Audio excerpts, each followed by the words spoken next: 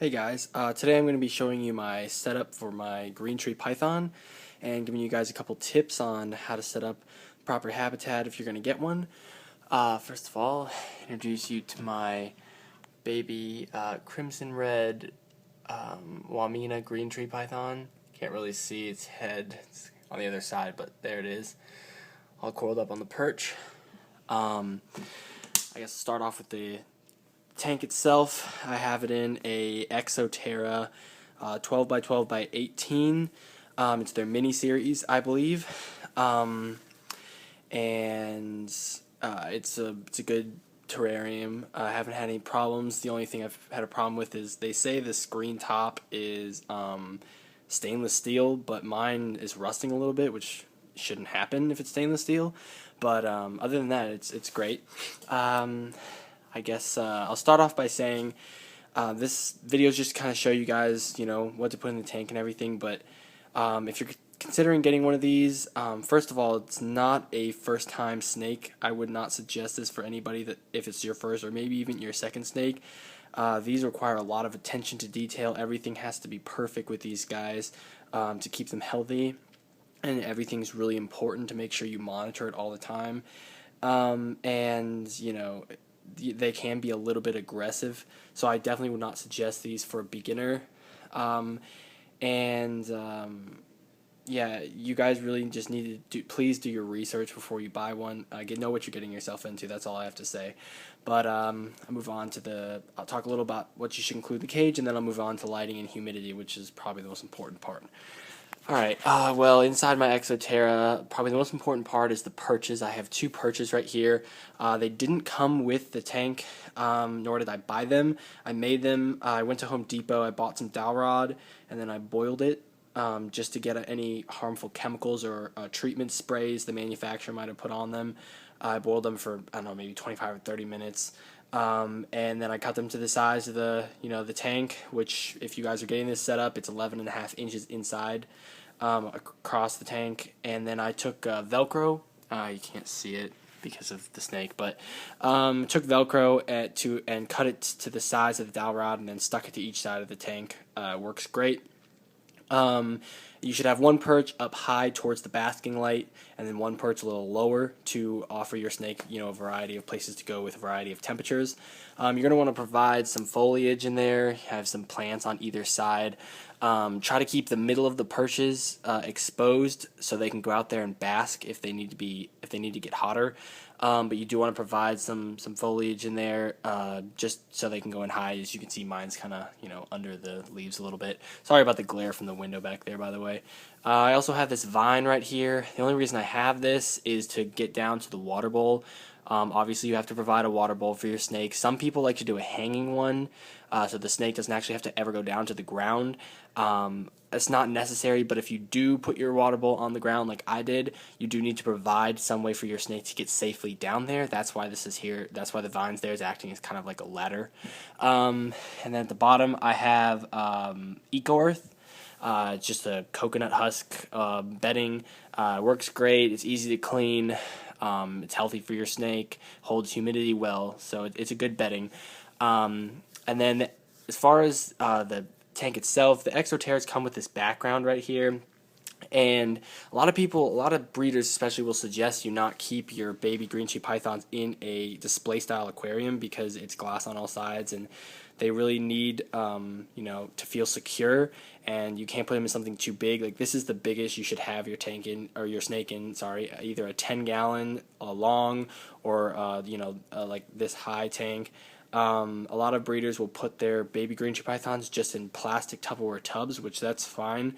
It gives them a little more security, but what I did, because, I like having it in the display case, is I taped this black paper on both sides of the tank, and that kind of, closes in all the sides except for the front, so my snake feels secure. It feels like, it's hidden and I can't see it, and also when I'm walking in and out of my room, it doesn't freak it out and stress it out, because these snakes do stress out easily, so you don't want to get anything too big to put them in. Like I said, this is probably the biggest you should go for your baby snake, and then of course when it gets older you want to get something a little bigger, but for now this is fine, and you can even keep it in like a Tupperware or something like that. if you really don't want to spend the money on a cage, or if your snake's getting stressed out and you're having problems feeding and stuff, you might want to take it out of the display style case. But mine eats fine, and it works fine for me. As far as my snake goes, why I keep calling it an it is because I don't know if it's a male or female, and the reason for that is, hopefully you guys know this already, and if you don't, it's a good thing to know. You should not have your baby green tree pythons sexed until they're at least a year and a half, because their spines are really, really fragile when they're babies, and even if you're having it probed by someone who is experienced, it's still very dangerous for your snake to have them probed when they're babies. So you should wait. So I haven't had it probed, so I don't know if it's a male or female. That's just a little tip for you guys in case you didn't know that. I think that's all for the tank, really. I'll move on to lighting and humidity. Up here I have two Exoterra canopies. The back one is a UVB bulb. It's their 26 watt tropical series. And the front one is a 15 watt basking heat bulb. As far as the UV goes, there's nothing really that proves that UV is 100% necessary for your snake. You don't have to have a UV bulb. The only reason I have it is because, one, I think it lights up the tank really nicely, and two, because it provides them with some natural minerals and vitamins they would get from sun.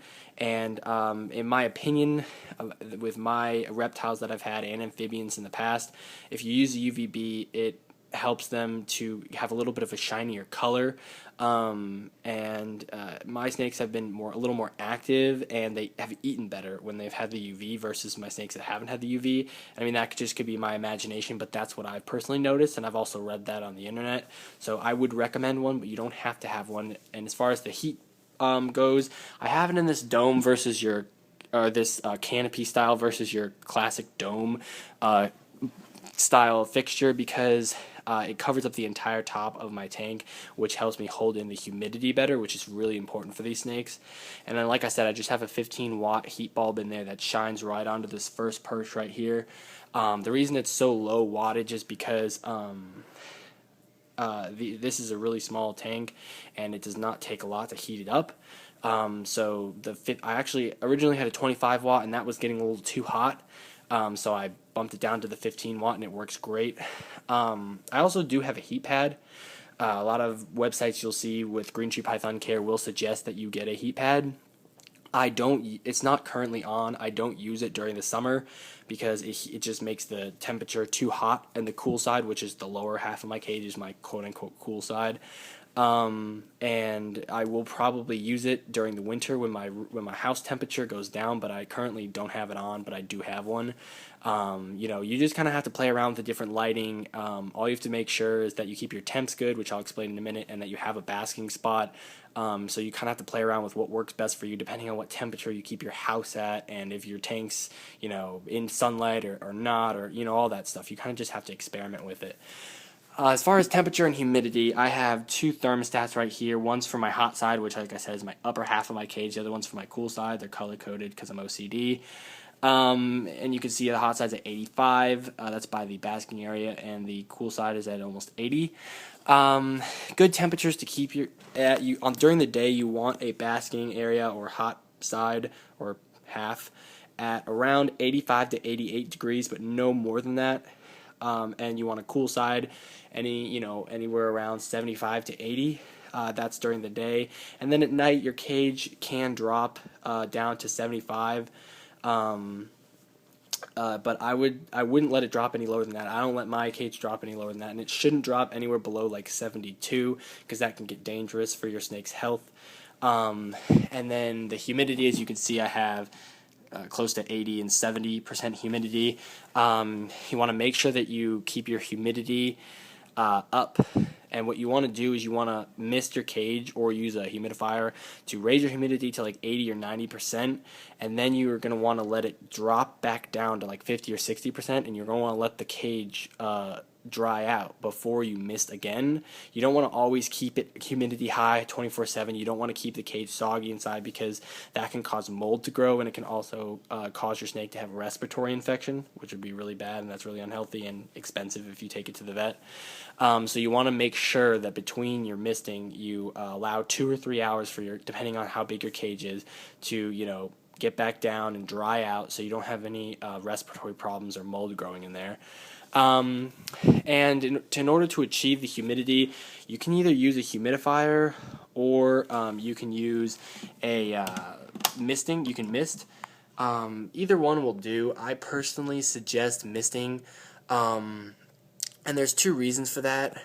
Is because in my personal opinion, misting works better, and in my experience, it works better for two reasons. One being that the mister tends to help the cage hold humidity a lot better than a humidifier does, because the water droplets stay around on the plants and on the side of the cage and on the perches, and that helps keep the humidity up for longer.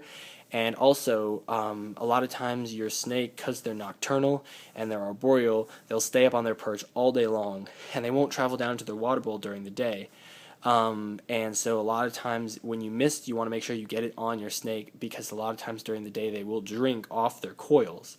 So with a humidifier, that won't provide the water droplets on their coils for them to drink off of. So I personally recommend misting. You can do either, you can do both, but you just want to make sure that you maintain your temperatures and your humidity levels, like I explained earlier. And another thing about the temperature, why I say 85 to 88, is because a lot of websites will say you can go to 90.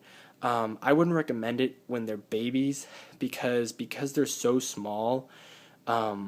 It does not take a lot to raise their internal body temperature. So 90 can raise their body temperatures to really high unsafe levels. So I personally don't let my cage get anywhere above 88. I usually keep it around 85. That seems to be a really good temperature, and my snakes seem to be my snakes are very healthy, and that seems to work out great. They're all eating great. So you want to just, most importantly, is make sure they have a perch, feel secure, and that you keep their humidity and temperatures at the right level, and make sure that you're not over misting or over humidifying.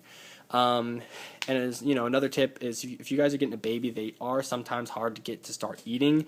So if you guys have any questions about tank setup or about care or whatever, I've had many snakes, but some green tree pythons, so I'm pretty experienced, and I'll try to answer your questions. So just comment below, and if you got any questions, and I'll try to answer them. Thanks.